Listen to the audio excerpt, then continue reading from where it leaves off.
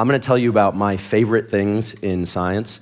And just briefly, I'm not going to give you a long CV or bio, but my father's a scientist. I grew up in the science game. My mother writes children's books, so I grew up in the storytelling game. And really, for me, my birth as a scientist was at 6. I asked my dad what he did. He told me that he was a physicist. I said, that sounds cool, I want to do that, because I was a young child who wanted to be like his dad. And he said, no, you don't want to do that. The natural world will be figured out eventually and soon. You want to understand something really mysterious. And I said, like what? And he said, that thing in your head, your brain. And I had actually never thought about the fact that my brain was in my head before. And since that day, whenever I meet a child, I always say, where's your brain? And I make them point. And it's an important thing. And today we're actually going to spend a little time on that fact and why it's very useful. All right. So today I'd also like to offer you something that I like to think is very powerful as a practice. And some of these topics have come up in the various talks. So as I give my description, you're going to hear some themes that have come up before. Things about emotion, about strong emotion, about the power of strong emotion, about the power of understanding what your brain does and how that can be useful. About 4 critical facts about the brain that you should know if you care about enhancing your life. And I'm also going to tell you about some powerful neurohacks for increasing brain power, presence, creativity, and productivity. All right, first thing, the brain is an organ. I take a lot of these out of a lot of heads. It's a piece of meat, okay? It's not vapors. You look in a skull, you see a brain. And so that's very powerful when you start to think about the fact that the brain has a job. Your heart's job is to pump blood through your body. The brain's job is to do mainly 3 things, okay? The brain's job is to control your behavior, your breathing, your heart rate, move you around when you want to move, okay? It's there to perceive the world, whether or not you think fruit is good or bad. In this case, I'm fairly convinced I don't want to eat a lot of fruit, and I learned a lot about that. But your ability to perceive that image and know what it is, your brain's very good at that. And then to imagine, I intentionally left that area blank. So I want you all to just think really briefly. This isn't a fun exercise, but what's your flight number coming out here? Okay, you can do that. My dog Costello can't do that.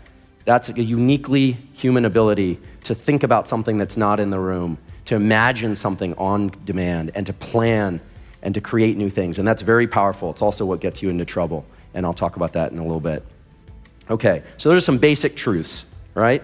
So everything that happens to you, your entire experience, I don't care what anyone says, I don't care what alignment the earth is in, everything is happening because your brain has these 3 jobs. And all of your experience is filtered through that thing in your head, that pile of cells that's arranged in a very specific way that we're still trying to understand, called your brain. Just like we could be talking about the heart, whose job is to pump blood.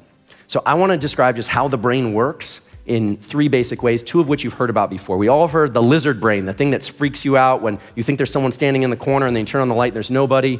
Or if you were to come up on a car wreck and all of a sudden your heart's pumping, your brain is very good at that stuff, and that's great. That's why you're alive at this moment. It is an unerring, unfailing system keeping you alive, your lizard brain. And it's generally designed to keep you alive and to scare you from doing things that would hurt you. And it's a shame, because I would have liked it to be generally good at making me feel good all the time.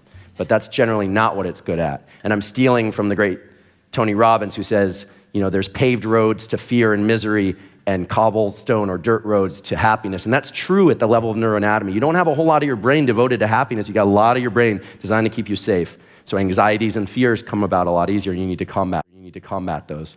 We're all getting better at that. Thinking, planning, imagining, and doing is the other kind of end of the spectrum. I talked about that. And then there's the one that really counts, right? Which is this thing in the middle, which is the way that those things are connected. What do you think depends on how you feel. What you feel depends on how you think. We know this now, there's kind of common knowledge, and it's these maps of your experience. It depends on what happened to you and how you view the world. And we know this at a psychological level. Neuroscientists sometimes talk like this, they often don't. I'm in the minority, but there's a lot of neuroanatomy, there's a lot of powerful neuroscience to support this. What do I mean by your maps of experience? I mean, what happened to you shapes how you view the world. And so what's important is how you change how you view the world if you want to go forward beyond what would just how you were programmed, let's say. All right, so again, this is where it gets a little dense, and I promise it gets a little more fun. So this is where you get meaning, right, or your maps of experience. And I'll talk about where those meanings come from. All this other stuff is really urgent. It has to do with on demand. Keep your heart pumping. Keep yourself breathing. That's That's happening moment to moment, and it's below your conscious detection. If you think about it, you can notice it, but otherwise it's below your conscious detection. And then there's the stuff that is really why you're here, if you think about it, which is your future and evolution. So where you get meaning is super important. If meaning is what gives all your experiences their significance, right? And they're these maps that I'm talking about in very vague terms. What are those about? And we've heard a lot about them. We heard a great talk yesterday, or the day before rather, about how you can take fear and then change its meaning and turn it into something powerful, right? So that's exactly what I'm talking about. But that was something that, as an adult, that she did, right? So why fear? Why do we have fears? Why do we have trauma? Why do we have shame? And here's the stinger. It was all set up for you in your youth. I don't want to focus on the bad, but most of this stuff when you're young, you're just a passive learning machine. It's all coming in. Little kids are learning 3 languages with no accents, flexibly. They're not even thinking about it. They're learning instruments. You know, someone asked a great question the other day at the workshop. Wait, now I know I want all that stuff. How come it's so much tougher? And there's a lot of biology that I'd be happy to tell you about that explains why that all shuts down after these so-called critical periods during development. So what happens when you're an adult and you want to change your brain? So now I'm going to get into stuff that hopefully is useful to you. Okay, so these basic facts, that changing your brain in a real way as an adult requires that you do particular things that activate particular chemical systems in your brain. So how do you do that, right? I could tell you all about the chemicals and I'll tell you a little bit about them, but how do you do it? Okay, so this is a right here, right now, urgent situation, car wreck. It's terrible. You could imagine any other trauma in its place. When that happens, a little area in the base of the brain, the name isn't important, but if you care, it's called nucleus basalis, does its job, which is just, it's an alert system. It puts all its attention on right here, right now, get everybody safe. It's your alert system. And it has this effect of dumping out a certain chemical called acetylcholine at specific locations in the brain that are paired with that experience. And forever, that experience will be traumatic unless something else is done. Okay? So there's some nuance and some details to this, but that pretty much summarizes it. It's been replicated many, many times in dozens of studies. You can pair pretty much any experience with stimulation of nucleus basalis, this thing in the base of the brain, and that experience will be mapped or remapped in your brain as an adult. And that's remarkable. It's also exciting because then someone like me says, well, then how do I change my experience? How do I change the meaning of what happens? How do I change something from traumatic to positive? The good news is nucleus basalis is just a slave to whatever is exciting, traumatic. It likes emotion. It likes peaks and lows. And so if acetylcholine is released, that means you can massively change your brain at that moment with whatever's paired with it. And so when you get into a peak state here and you're jumping up and down, or you're in a really low state and you're thinking how miserable something is, you have to be really careful because those are the things that you're wiring in, all right? So you can move to a state like this about driving later if you form enough associations with driving to really eliminate, to override the fear, you need to create a positive experience in its place. So how do you do that? So I'm gonna tell you that the way to do that is not to think too hard and to not verbalize things too much. And this is coming from someone who spent 25 years, 3 times a week on a couch, letting subconscious things geyser up. And that's where I really learned that it was really the things that you don't realize that have the potential to have the most impact. But this power of emotion, the ability to couple really strong emotions with things, is so useful if you want to change your brain for the better. And the way you do that is clear in the physical space. We all know this story. There are many news cases like this. Woman's child stuck under car, superhuman strength. We heard a lot of amazing stories about desperation. JJ's story was one of desperation. She's like, no, I'm not gonna accept failure because failure in the case she was describing was potentially the death of her child. So desperation is a strong one and it's motivated by fear. But what if you're not in a desperate state and you really wanna do something? In that case, there's something remarkable. And then we should ask ourselves, why are children such great passive learners? They're not trying, they're just learning. They're coming home with all sorts of things, sometimes things you don't want them to come home with, right? It's because they have this element of play. And what is play? Play isn't just movement, although it includes movement. It's giving things everything you've got, but keeping it in perspective. It's that sweet spot of enjoying life and trying really, really hard at it at the same time. It's essentially what we all strive for. And there are these incredible cases throughout history. Famous scientists, because I grew up in a house where people, revered scientists like Richard Feynman, Nobel Prize winner. He's most famous for bongo drumming naked on the roof of Caltech. And he became an amazing artist in his 60s. And he developed all sorts of other skills. And he always had this childlike way of looking at the world. He never let himself get stuck in his ways, never became a curmudgeon, and a remarkable man. And that's something that if you come away with nothing else, I encourage you to do that. You want your brain to change, stay light, stay loose, but give it everything you've got. It's tough, right? It's tough. All right, I'm gonna speed up a little bit here.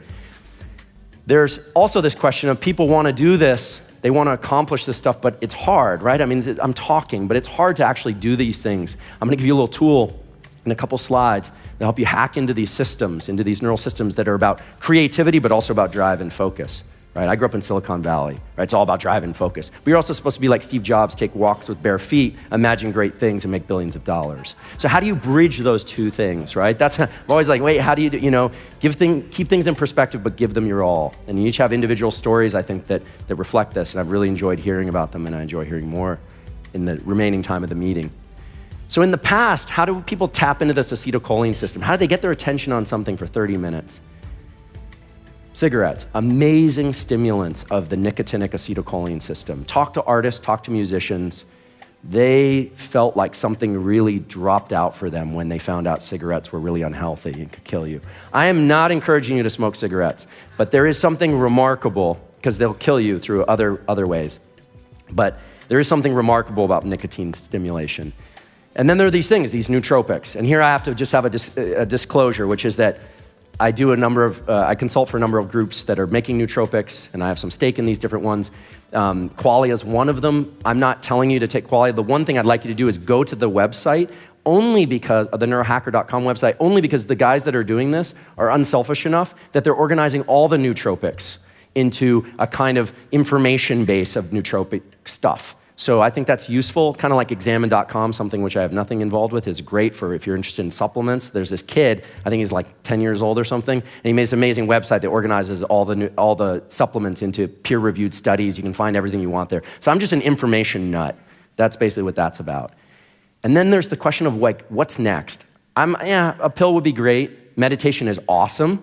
But what if we could combine these things in really powerful ways? Or what if we could just create better forms of meditation? Not saying that what was been done in India and elsewhere for ages isn't remarkable, but that more people can access. And so there's a new kind of meditation that I'm encouraging you to try, and it's based on the neuroscience that we know. And I realize I'm out of time, but I promise this will only take 2 minutes. And we were able to do this as a group outside, and I'm happy to send you these slides. It's impossible to do indoors, but it goes something like this.